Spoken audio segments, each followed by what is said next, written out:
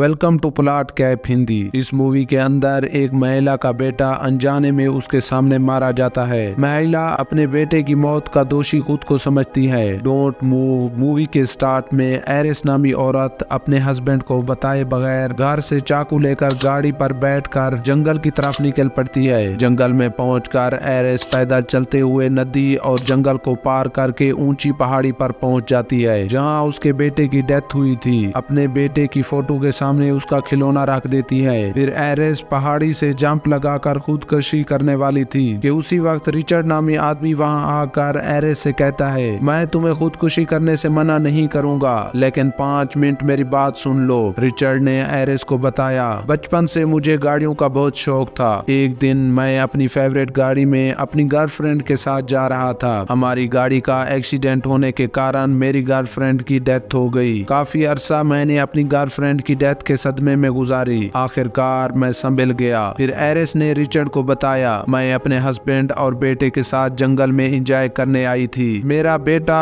खेलते हुए मेरी आंखों के सामने इस पहाड़ी से गिरकर मर गया, लेकिन मैं अपने बेटे को नहीं बचा सकी। ये बात सुनते ही रिचर्ड वहां से अपनी गाड़ी के पास जाने लगा। एरिस खुदकुशी करने से रुक जाती है। फिर रिचर्ड घर वापस जाने के लिए गाड़ी में बैठ गया। एरिस अपनी गाड़ी में बैठने के लिए डोर ओपन करती है, लेकिन रिचर्ड ने अपनी गाड़ी को बिल्कुल क्लोजली ही उसके साथ खड़ा किया हुआ था, इसलिए एरिस वहां फंस गई। रिचर्ड एरिस की हेल्प करने के लिए गाड़ी से बाहर छाता लेकर निकल आता है। एरिस ने रिचर्ड से पूछा, बारिश तो नहीं हो रही कि आप यहाँ पर छाता लेकर आए हैं? रिचर्ड शॉर्ट सर्किट छाते से एरिस को करंट के झटके लगाकर बेहोश कर देता है। फिर उसके हाथ और पांव बांधकर अपनी गाड़ी में डाल देता है। जब एरिस को होश आया तो वो खुद को गाड़ी के अंदर बंधा हुआ पाती है। एरिस चालाकी से अपनी स्मार्ट वॉच के जरिए पुलिस को कॉल करने लगी। रिचर्ड ने उसे बताया, यहाँ सिग्नल नहीं आते। फिर एरिस अपनी पॉकेट से चाकू निकालकर रस्सी काटती है। अपने हाथ खोलकर रिचर्ड पर फौरन हमला कर देती है। रिचर्ड अपनी जान बचाने के लिए उसे रोकने की बहुत कोशिश करता है कि इसी दौरान गाड़ी आउट ऑफ कंट्रोल होकर पेड़ के साथ जा टकराती है, जिससे ये दोनों घायल हो जाते हैं। फिर एरिस सीट बेल्ट से रिचर्ड का गला दबाकर मारने लगी, मगर रिचर्ड सीट को फौरन खोल देता है, जिससे उसकी जान बच जाती है। गाड़ी से उतरते ही एरिस रिचर्ड पर चाकू से एम करके कहती है, अगर तुमने आगे बढ़ने की कोशिश की तो मैं तुम्हें यहीं पर मार दूंगी। रिचर्ड ने उसे कहा, मैंने तुम्हें एक ऐसा इंजेक्शन लगाया है कि 20 मिनट गुजरने के बाद ऐसा ऐसा तुम्हारा जिस्म सून हो जाएगा, फिर तुम चलने के काबिल नहीं रहोगी। ये बात सुनते ही एरिस हेल्प की तलाश में जंगल की तरफ दौड़ती है। जैसे जैसे समय गुजरता गया वैसे ही एरिस के हाथों और उंगलियों और टांगें काम करना छोड़ जाती हैं, मगर रिचर्ड उसे ढूंढता हुआ जंगल में आवाजें देकर पुकारने लगा। एरिस रिचर्ड के डर से पेड़ के नीचे छुप जाती है। पेड़ के साथ झाड़ियों से बहुत सारी चींटियां निकलकर उसे काटने लगती हैं। वो चींटियों के काटने को भी बर्दाश्त करके मुंह से आवाज नहीं निकालती, क्योंकि उसे मालूम था कि अगर मेरे मुंह से आवाज निकली तो रिचर्ड मुझे मार देगा। एरिस किसी तरह वहां से निकलकर अपनी जान बचाने के लिए नदी में कूद जाती है। नदी का पानी बहुत तेज होने के कारण उसे दूर ले जाता है और एरिस किसी तरह नदी के किनारे जा पहुंचती है। पानी से बाहर निकलकर एक घास के प्लाट में चली गई। 20 मिनट मुकम्मल होते ही एरिस का जिस्म मुकम्मल काम करना छोड़ जाता है। उसी वक्त एक बूढ़ा आदमी बिल वहां आ जाता है। बिल ने एरिस से पूछा, तुम्हें क्या हुआ? एरिस की हालत बहुत खराब थी, इसलिए वो आंखों से इशारे ही कर पाई। बिल को समझ आ गया कि ये बोल नहीं सकती और ना ही चल फिर सकती है, इसलिए उसने आंखों से इशारा किया।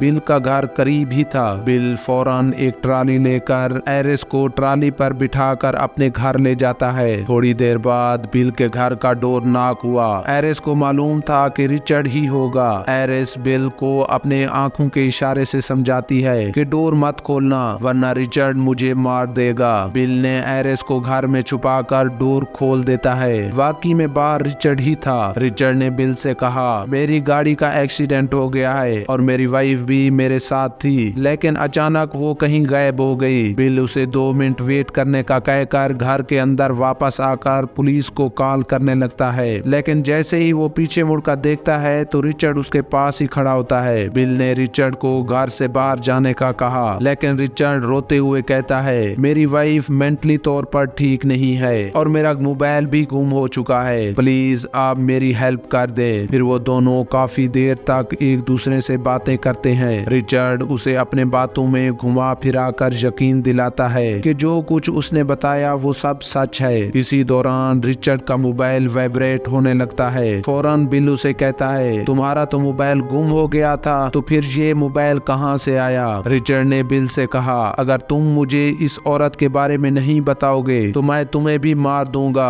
बिल पुलिस को कॉल करके जल्दी से अपने घर आने का कहता है कि इसी दौरान रिचर्ड और बिल आपस में लड़ने लगते हैं। बिल बूढ़ा होने के बावजूद भी रिचर्ड की अच्छी तरह धुलाई करता है। आखिरकार रिचर्ड चाकू से वार करके बिल को कत्ल कर देता है। एरिस सोफे के पीछे मुर्दा लाश की तरह पड़ी हुई थी, लेकिन ये सब कुछ अपने आंखों से देख रही थी। रिचर्ड पूरे घर में पेट्रोल फेंक कर आग लगा देता है ताकि कोई एविडेंस ना रहे। रिचर्ड को ये मालूम नहीं था कि एरिस भी इसी घर में मौजूद है। रिचर्ड बिल की गाड़ी में बैठकर वहां से जाने लगा, मगर वो गाड़ी स्टार्ट ही नहीं हो रही थी। इधर आग एरिस की तरफ बढ़ने लगती है। एरिस अपनी जान बचाने के लिए अपने हाथों को हरकत देती है। रिचर्ड की नजर अचानक विंडो पर पड़ती है। विंडो की जालियां हिल रही थी। रिचर्ड फौरन भागता हुआ घर में इंटर होकर एरिस की जान बचाकर गाड़ी में बिठाकर रवाना हो जाता है। थोड़ा आगे जाते ही रिचर्ड को उसकी बेटी की कॉल आती है और बताती है कि पापा, मैं स्कूल में अच्छे नंबरों से पास हो गई हूँ, इसलिए मम्मा और मैं ट्रिप मनाने के लिए आपके पास आ रहे हैं। रिचर्ड अपनी वाइफ से भी बातें करता है। फिर रिचर्ड उस जगह पहुंच जाता है जहां उनकी गाड़ी का एक्सीडेंट हुआ था। खून से भरे कपड़े चेंज करके अपनी गाड़ी को ठीक करने लगता है। इसी दौरान एक पुलिस ऑफिसर वहां आ जाता है। पुलिस ऑफिसर पूछता है कि तुम यहाँ क्या कर रहे हो और ये औरत कौन है? रिचर्ड उसे जवाब में कहता है, ये मेरी पत्नी है। असल में ये बहुत ज्यादा ड्रिंक करने की वजह से इसकी हालत खराब हो चुकी है। जब पुलिस ऑफिसर ने रिचर्ड से उसका नाम पूछा तो उसने अपना नाम एंड्रियो बताते हुए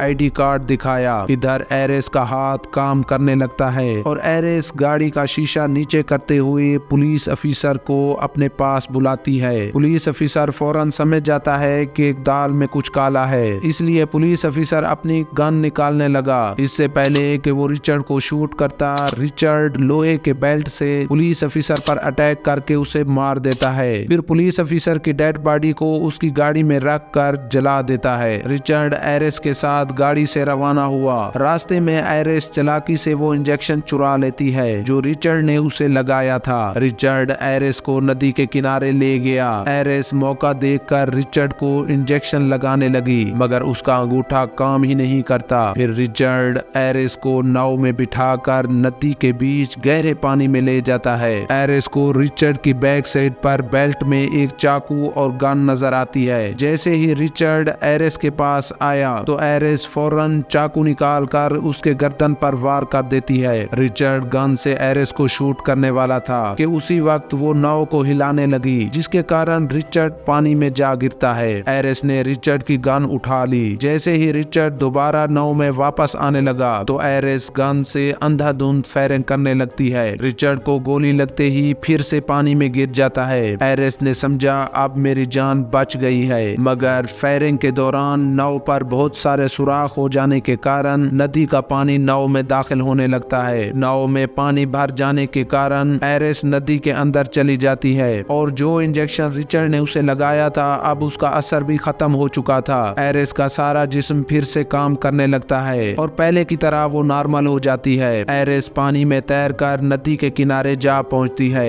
एरिस ने रिचर्ड को दूसरे किनारे पर देखा। जब एरिस रिचर्ड के पास गई तो उसकी आखिरी सांसें चल रही थी, मगर एरिस चाहती तो उसे मार भी सकती थी, लेकिन एरिस उसे वहीं पर माफ कर देती है और वहां से चली जाती है। और यहीं पर इस मूवी का दी एंड होता है। इस तरह की नई मूवी देखने के लिए हमारे चैनल को लाइक और सब्सक्राइब करें।